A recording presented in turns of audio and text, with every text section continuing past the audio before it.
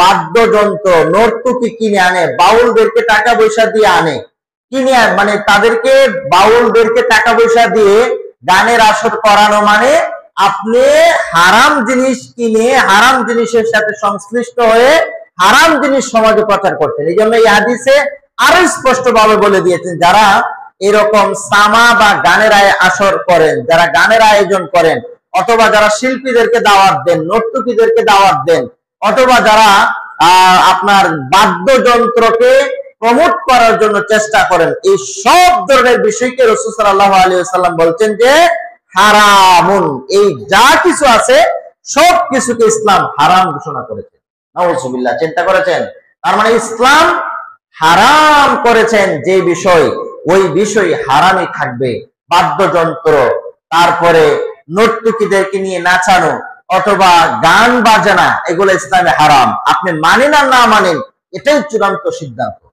নাফে বলেন, আমি সামিয়া ওমর ইবনে খাত্তাব মিজমারান, ওমর ইবনে ইবনে ওমর রাদিয়াল্লাহু আনহুর সাথে আমি ছিলাম, তিনি যখন শুনতে পেলেন মিজমার, মিজমার মানে বাদ্যযন্ত্রের আওয়াজ, গানের আওয়াজ যখন তিনি শুনলেন, তখন তিনি তার দুই শাহাদাত আঙ্গুল কানের ভিতরে ঢুকিয়ে দিলেন।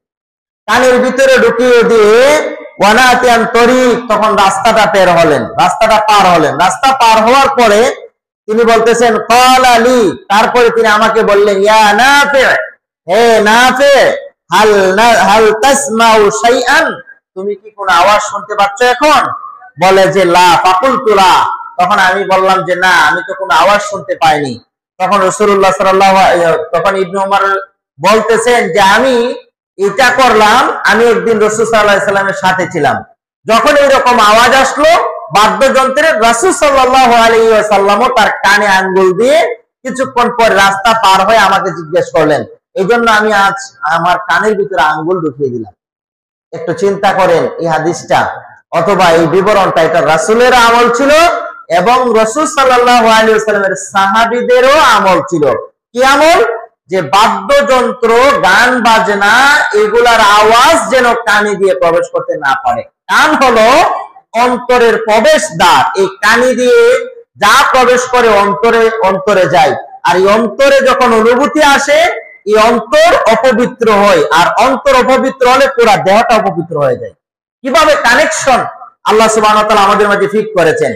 আল্লাহ রাসূল সাল্লাল্লাহু আলাইহি সাল্লাম বলছেন, ইন্না ফিল জাসাদি মুদগাতান, মানুষের অন্তরে একটা দেহ আছে, একটা গোশতের টুকরা আছে, ইদা সলহাত সলহা সাইরু জাসাদি, যখন এই টুকরাটা সুস্থ থাকবে, ভালো থাকবে, তখন তার সমস্ত দেহই সুস্থ থাকবে। ওয়াইদা ফাসাদাত, আর যখন এটা নষ্ট হয়ে যাবে, ফাসাদা সাইরু জাসাদি, তার সমস্ত দেহই যেন নষ্ট হয়ে যাবে। তাহলে চিন্তা করেন, এই কান দিয়ে যখন কোনো কিছু প্রবেশ করে, এটা অন্তরে গিয়ে এফেক্ট করে, আর অন্তরে যাওয়ার পরে অন্তরে চিন্তা ভাবনা হয়, একটু মজা যখন লাগে তখনই বুঝতে হবে আপনার ইমানের উপরে আঘাত করছেন। এই জন্য রাসূলুল্লাহ সাল্লাল্লাহু আলাইহি সাল্লামের আমল ছিল বা সাহাবীদের আমল ছিল, গান বাজনা বাদ্যযন্ত্র এগুলো শুনলে কানে আঙ্গুল দিতেন। এখন তো আমরা বাদ্যযন্ত্র শুনে কানে আঙ্গুল দিব দূরের কথা, রাত দিন বাদ্যযন্ত্র বাজিয়ে আমরা ঘুমাই।